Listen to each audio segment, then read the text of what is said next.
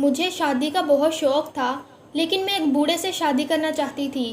شادی سے پہلے میں نے ضد کر لی کہ میں صرف بوڑھے سے شادی کروں گی۔ پھر مجھے محلے میں 80 سالہ ایک بوڑھا ملا۔ سب نے کہا وہ بوڑھا بہت ظالم ہے، مگر میں نے اسی بوڑھے سے شادی کر لی۔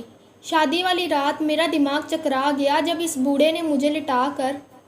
میں اپنے والدین کی اکلوتی بیٹی تھی اور ابو کے انتقال کے وقت میری عمر 13 برس تھی۔ میں بہت سیدھی سادی سی تھی۔ اگر میں یہ کہوں کہ میں تو بالکل اللہ کی گائے تھی تو یہ بالکل غلط نہیں ہوگی۔ میرے والدین نے میری تربیت بہت اچھے اور دوستانہ ماحول میں کی تھی۔ جب میرے گھر کا اتنا اچھا ماحول تھا تو مجھے زیادہ دوستیاں کرنے کا بھی شوق نہیں تھا۔ میری ایک ہی سہیلی تھی، میں اس کے گھر بھی آ جایا کرتی تھی اور وہ اکثر میرے گھر آ کر کھیلا کرتی تھی، مگر مجھے علم نہیں تھا کہ میرے رشتہ دار کون ہیں، کیونکہ ہمارے گھر میں کوئی نہیں آتا تھا۔ ایک دن میں نے ابو سے پوچھا تو وہ کہنے لگے، ابھی بہت اندھیرا ہے، تمہیں کچھ نظر نہیں آئے گا۔ جب میرا انتقال ہو جائے گا تو ہر طرف روشنی پھیل جائے گی، تمہیں سب کچھ صاف صاف نظر آنے لگے گا۔ میں ابو کی یہ بات سن کر دنگ رہ گئی تھی۔ آج تو بہت دھوپ نکلی تھی، پھر نہ جانے ایسی باتیں کیوں کر رہے تھے۔ میں نے ابو کا ہاتھ پکڑ لیا اور بولی، ابو، دن کا وقت ہے اور ہر طرف روشنی ہے، پھر آپ اندھیرے کی بات کیوں کر رہے ہیں؟ میری بات سن کر ابو کی آنکھوں میں آنسو آ گئے تھے۔ وہ کہنے لگے، میری نظر کمزور ہو گئی ہے، مجھے ہر طرف اندھیرا ہی نظر آتا ہے۔ ابو کی باتیں سن کر میں رونے لگی۔ مجھے یہ سب اچھا نہیں لگ رہا تھا۔ ابو کو تھوڑی شرم تو آنی چاہیے تھی، انہوں نے اپنی بیٹی کے سامنے اپنی موت کا ذکر کیوں کیا تھا؟ میں بہت خفا ہو گئی تھی۔ ابو نے میرے ماتھے پر بوسہ دیا اور کہنے لگے، تم ابھی چھوٹی چھوٹی باتوں پر پریشان ہو جاتی ہو، چپ کرو، کچھ نہیں ہوا مجھے۔ میں روتی چلی گئی تو ابو مجھے اپنے ساتھ پارک میں لے گئے تھے۔ پارک میں جا کر میرا دل وقتی طور پر بہل گیا تھا، مگر ابو کے کہے ہوئے الفاظ جیسے میرے دماغ پر تب نقش ہو گئے تھے۔ میں اب ہر وقت اپنے ابو کی لمبی عمر کی دعائیں کیا کرتی تھی۔ ایک دن میں نے اپنی سہیلی سے اس متعلق بات کی تو اس نے مجھے مزید ڈرا دیا تھا۔ وہ کہنے لگی، مرنے والوں کو پہلے سے ہی اپنی موت کے متعلق علم ہو جاتا ہے، مجھے تو لگتا ہے تمہارے ابو اب زیادہ دیر زندہ نہیں رہیں گے۔ میں تو پھوٹ پھوٹ کر رونے لگی تھی۔ تب میں بہت چھوٹی تھی، 7ویں جماعت میں پڑھتی تھی۔ ابو کو اس بات کا اندازہ نہیں تھا کہ جو بات انہوں نے جذباتی ہو کر مجھ سے کہہ دی تھی، اس نے مجھے کس قدر ڈرا دیا تھا۔ وقت تو یوں ہی گزرتا گیا اور جب میں 13 برس کی ہو گئی تو ایک دن ابو کو ہارٹ اٹیک آنے کی وجہ سے ان کی موت ہو گئی۔ اس دنیا میں ابو کے علاوہ میرا اور امی کا تھا ہی کون، ہم دونوں ٹوٹ کر ہی رہ گئے تھے۔ محلے والوں نے ابو کے انتقال کے متعلق محلے کی مسجد میں اعلان کرا دیا تھا اور پھر تھوڑی دیر میں بہت سے اجنبی چہرے ابو کی میت کے پاس آ کر بیٹھ گئے تھے اور پھوٹ پھوٹ کر رونے لگے تھے۔ میں نے امی سے پوچھا کہ یہ کون لوگ ہیں؟ تب امی نے ایک بوڑھی سی عورت کی طرف اشارہ کر کے کہا، یہ تمہاری دادی ہیں۔ ان کے ساتھ 3 عورتیں اور بھی تھیں۔ ان کے متعلق امی نے بتایا کہ وہ تینوں میری پھوپھیاں ہیں۔ تب مجھے پتہ چلا کہ وہ ہمارے محلے کے پیچھے جو محلہ تھا وہیں پر رہتی تھیں، مگر ابو کی زندگی میں انہوں نے کبھی ہم سے ملنا گوارا نہیں کیا تھا۔ وہ ایک دوسرے کے گلے لگ کر روتی رہی تھیں، جبکہ میں اور امی ایک دوسرے کو سہارا دے رہی تھیں۔ کچھ دیر وہ رو رو کر عورتیں واپس چلی گئی تھیں۔ تب ابو کے جملے میرے کانوں میں گونجنے لگے تھے، انہوں نے ٹھیک ہی کہا تھا کہ ابھی بہت اندھیرا ہے۔ ابو کی وفات کے بعد ہی مجھے رشتہ دار نظر آئے تھے۔ ایسے وقت میں محلے والوں نے ہمارا بہت ساتھ دیا تھا۔ تیسرے دن وہ عورتیں پھر آ گئی تھیں۔ میری دادی پھوٹ پھوٹ کر روتی جا رہی تھی اور ساتھ ساتھ کہتی جاتی، اشرف، اچھا ہوتا اپنی بیٹی کی شادی اپنی زندگی میں کر جاتا، یہ لڑکی ضرور تمہیں بدنام کرے گی۔ میں یہ باتیں سن کر بہت پریشان ہو جاتی تھی۔ تب امی میرے سر پر ہاتھ رکھ دیتی اور کہتی، ایسے لوگوں کی باتوں کو سر پر سوار نہیں کرتے۔ میری پھوپھیاں مجھے دیکھ کر منہ بنا لیتی تھیں۔ مجھے ان سے بہت ڈر لگنے لگا تھا۔ میں چاہتی تھی کہ وہ بس جلدی سے ہمارے گھر سے چلی جائیں، مگر وہ اب بار بار ہمارے گھر آتی تھیں۔ وہ اکثر کہتی ہیں کہ یہ لڑکی تو شکل سے خطرناک لگتی ہے، ایسا لگتا ہے جیسے کہ ہمارے بیٹے کا نام خراب کر کے ہی رہے گی۔ ایک دن میری دادی میری امی سے کہنے لگی، اپنی بیٹی کی شادی جس قدر جلدی ممکن ہو کر دو، میں نہیں چاہتی کہ یہ میرے بیٹے کا نام خراب کرے۔ امی بہت دنوں تک یہ سب برداشت کرتی رہیں، اب ان کی بھی بس ہو گئی تھی۔ وہ کہنے لگی، میرے شوہر نے اپنی بیٹی کی تربیت بہت اچھی کی ہے، آپ کو ہرگز فکر کرنے کی ضرورت نہیں ہے۔ جب آپ میرے شوہر کی زندگی میں ہمارے گھر نہیں آئی تو اب کیوں آ جاتی ہیں؟ امی کی بات سن کر تو انہوں نے امی پر حملہ ہی کر دیا تھا۔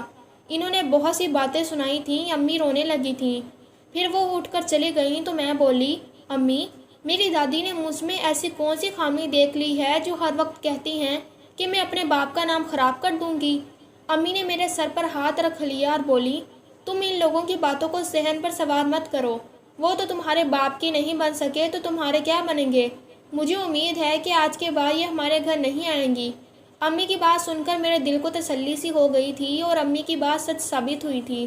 اس دن کے بعد نہ تو کبھی دادی ہمارے گھر آئی تھی اور نہ ہی پھپھو، مگر اب کچھ عجیب سا ہونے لگا تھا۔ ہمارے گھر محلے کی عورتیں بھی آنا چھوڑ دیا تھا، میری سہیلی بھی ہمارے گھر نہیں آئی تھی۔ ایک دن میں نے امی سے اس کے متعلق بات کی تو وہ کہنے لگی کہ تم خود اپنی سہیلی کے گھر چلی جاؤ۔ میری سہیلی کا گھر ہمارے گھر کے قریب ہی تھا، میں اکیلی ہی چلی گئی تھی۔ میں نے اس کے گھر کے دروازے پر دستک دی تو اس کی والدہ نے دروازہ کھولا تھا۔ میں نے سلام کرنے کے بعد پوچھا، آنٹی، عائشہ کہاں ہے؟ وہ اتنے دنوں سے ہمارے گھر نہیں آئی۔ آنٹی دروازے کے سامنے ہی جم کر کھڑی تھیں۔ وہ بولی، عائشہ اب تمہارے پاس نہیں آیا کرے گی، تم دونوں کی دوستی ختم ہو گئی ہے۔ میں حیران ہو کر بولی، آنٹی آپ کیا کہہ رہی ہیں؟ ایسا بھی کیا ہو گیا ہے؟ آنٹی نے منہ بنا لیا اور بولی، ہم شریف لوگ ہیں، ہمارے پاس عزت کے سوا کچھ بھی نہیں ہے۔ میری بیٹی تمہارے ساتھ اٹھتے بیٹھے گی تو وہ بھی بدنام ہو جائے گی۔ میری آنکھوں میں آنسو آ گئے تھے۔ میں بولی، آنٹی اللہ نہ کرے آپ یہ کیسی باتیں کر رہی ہیں؟ آنٹی کہنے لگی، میں تو صاف صاف کہہ رہی ہوں، تمہاری دادی سب کو کہتی پھر رہی ہیں کہ تم کو نہ کوئی گل ضرور کھلاؤ گی، اسی وجہ سے ہم نے اپنی بیٹی کو تم سے دور کر لیا ہے۔ میں مزید کچھ بھی نہیں کہہ سکتی تھی، اس لیے روتی ہوئی اپنے گھر آ گئی۔ امی نے مجھے دیکھا تو کہنے لگی، کیا ہوا، تم رو کیوں رہی ہو؟ میں نے امی کو سارا واقعہ بتا دیا تو ان کو بہت غصہ آیا تھا۔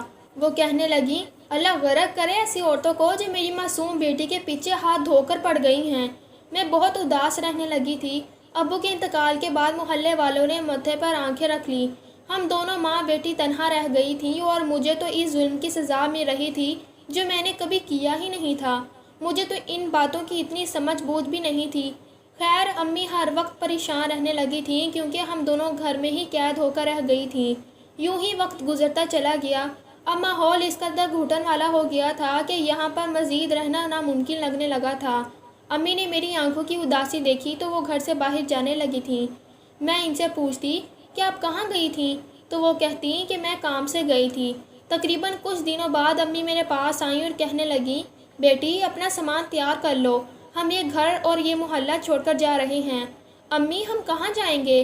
امی نے میرے سر پر ہاتھ رکھ دیا اور بولی، اللہ تعالیٰ کی زمین بہت بڑی ہے، ہمیں کہیں نہ کہیں تو پناہ مل ہی جائے گی۔ ہم پھر دونوں وہ گھر چھوڑ کر دوسرے شہر میں شفٹ ہو گئے تھے۔ امی نے ایک گھر کرائے پر لیا تھا۔ یہ گھر مختصر تھا، 2 کمرے، ایک کچن اور پھر باتھ روم، چھوٹا سا صحن بھی تھا۔ میں ایک دن امی سے بولی کہ ہم اس گھر میں کیوں شفٹ ہوئے ہیں؟ تب امی کہنے لگی، مجھے لوگوں کی باتوں سے بہت ڈر لگنے لگا تھا، وہاں پر کوئی تمہیں بدنام کرنے لگا تھا، اس لیے ہم یہاں آ گئے ہیں۔ میں چپ رہی تھی۔ امی کو اس بات کا علم کہاں تھا کہ جو باتیں میں پچھلے 2 برس سے سن رہی تھی انہوں نے مجھے کس قدر تکلیف دی تھی۔ مجھے خود یہی لگنے لگا تھا کہ مجھ سے ایسا کچھ ضرور ہوگا جس سے میرے والدین کا نام خراب ہو جائے گا۔ میں اپنے باپ کی عزت خراب ضرور کروں گی۔ شاید میرے ماتھے پر یہی سب لکھا تھا۔ میں ان باتوں سے پیچھا چھڑانے کی کوشش کیا کرتی تھی، مگر جب آئینہ دیکھتی تو لوگوں کے جملے مجھے یاد آ جاتے تھے۔ ایک دن امی سبزی لینے گھر سے باہر گئی ہوئی تھیں، جبکہ میں اپنے گھر بیٹھی تھی۔ تبھی ہمارے گھر کے دروازے پر دستک ہوئی۔ میں نے یہ سوچ کر دروازہ کھول دیا کہ شاید امی آئی ہوں گی، مگر سامنے تو ایک جانا پہچانا چہرہ کھڑا تھا۔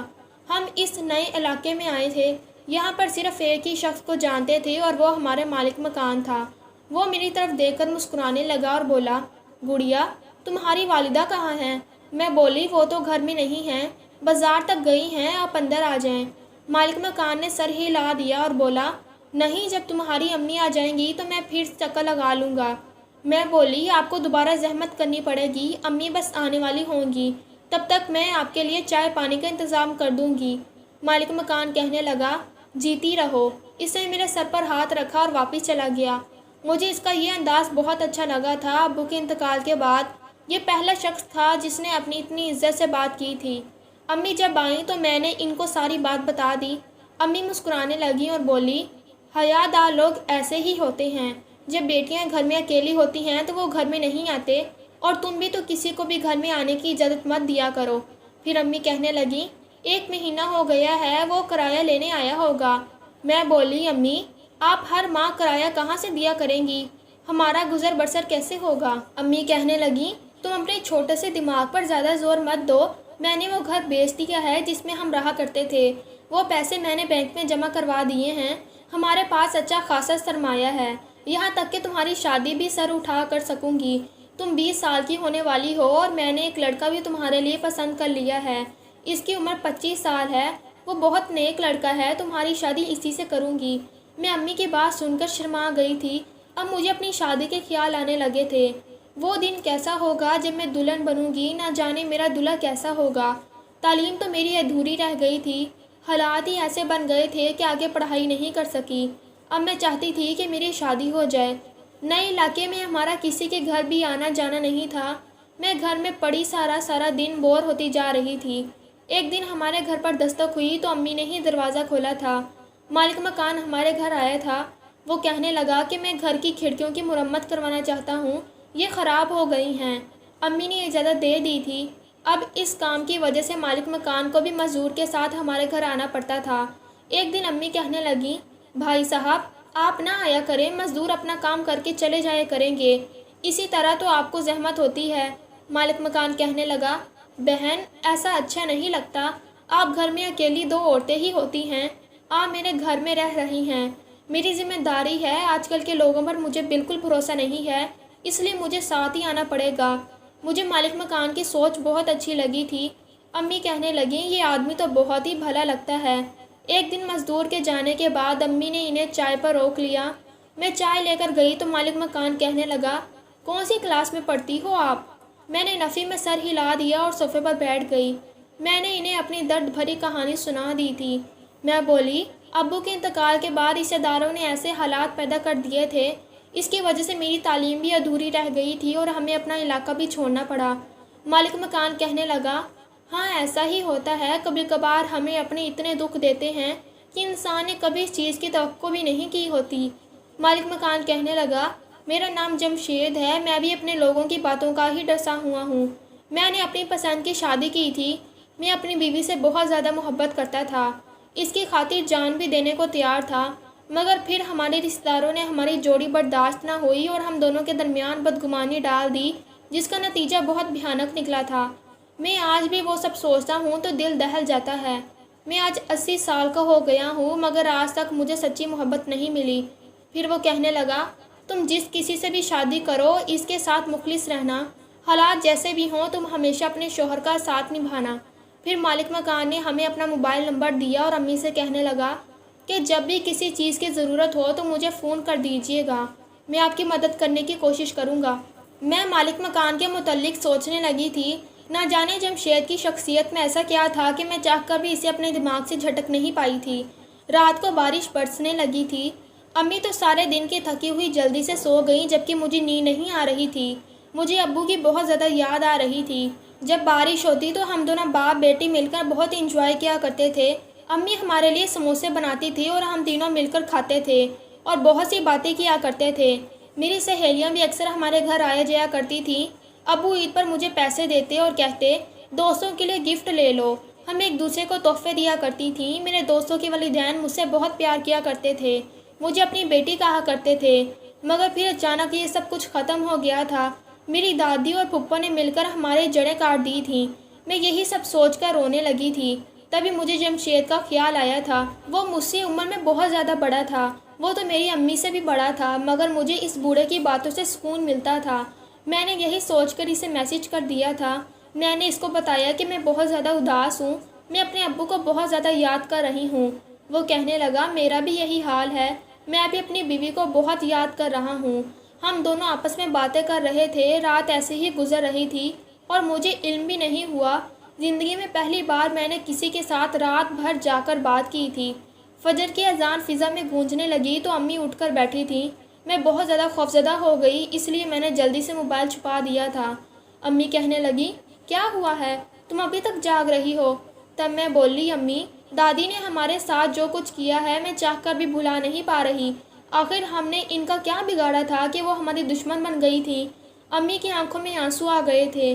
وہ کہنے لگیں، مصباح بیٹی، میں نے یہ بات تم سے ہمیشہ چھپا رکھی تھی۔ میں نہیں چاہتی تھی کہ تم میرے بارے میں کچھ غلط سوچو۔ میں نے اپنا گناہ سب سے چھپایا ہوا تھا۔ دراصل میں نے اور تمہارے ابو نے گھر سے بھاگ کر شادی کی تھی۔ تمہاری دادی نے اپنے بھائی کی بیٹی کو اپنی بہو بنانے چاہتی تھی، مگر تمہارے باپ کو میں پسند آ گئی تھی۔ تمہارے باپ نے گھر میں بات کی تھی، نہ ہی اس کے گھر والے مانے تھے اور نہ ہی میرے گھر والے مانے تھے۔ یوں ہم نے بھاگ کر شادی کر لی تھی۔ تمہارا باپ مجھے اپنے گھر لے گیا تو تمہاری دادی نے میرے منہ پر تھپڑ مار دیے، کھڑے کھڑے ہی ہمیں گھر سے نکال دیا تھا۔